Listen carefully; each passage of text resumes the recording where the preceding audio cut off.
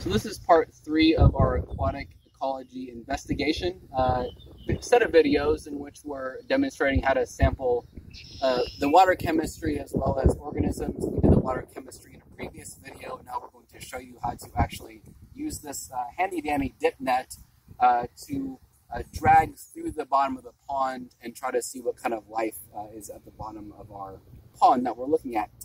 So most of the organisms living in here are hanging out down in the vegetation. They're not really swimming up at the top because they want to try to hide and avoid predators. When I say predators, mostly those predators are actually dragonfly larvae. So you may see some dragonflies flying around here. That's their adult stage. There are dragonfly larvae that are coming out and eating little aquatic organisms, and so they really need to hide from those larvae. But the larvae are also down in the vegetation as well. And I investigated a little bit more, and the vegetation seems to be a green alga called chara.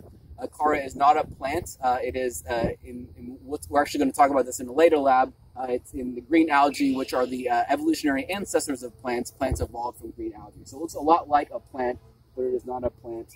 After all, we'll be doing some drawings and labelings of this, like I said, in one of our plant labs later. So let me show you how to actually sample pond aquatic organisms. This is a very widely used technique, whether you're talking about streams or lakes or rivers or something like our TCC retention pond. Dip nets are widely used to sample aquatic organisms. So this is a specific type of dip net called a D net because it makes the letter D, as you can see. And how this will work is I will put the net away from me down in the vegetation and then pull it towards me, gradually scoop up anything that's in there and then put it down into this bucket here so I can see it. Sorry, I keep kneeling down because I'm getting eaten by a fire ant or bitten by a fire ant as I'm speaking here.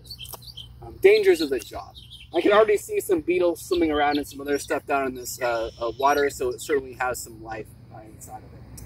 So again, when I use this dip net, I'm just going to extend out from my body, pull it towards me, and then try to get some of that vegetation and stuff lower in the pond where the organisms are hiding out and put it down in the bucket.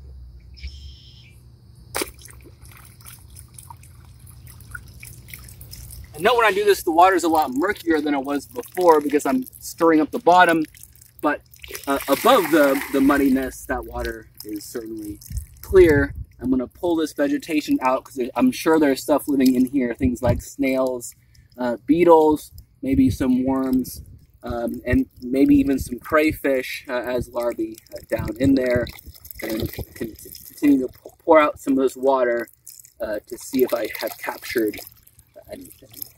Now you may not be able to see anything right now off the top of the bucket. A lot of that stuff is probably down in there, but I'm guessing once we take this back to the lab, we're going to uncover some things. Here's a snail shell right here. So again, a lot of this stuff is very small, and what we're sampling for is what's called aquatic macroinvertebrates. So things we can see with our naked eye, but of course there's all kinds of microscopic life living in here as well.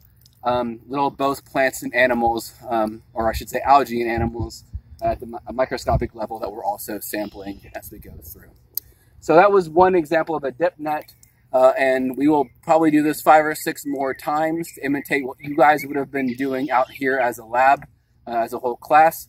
And then we'll take this stuff back to the lab and sort it out, put it in Petri plates and photograph what we found, and then you will identify the organisms based on the photographs later in the lab. So that was how to dip net a water body. I hope you enjoyed that video.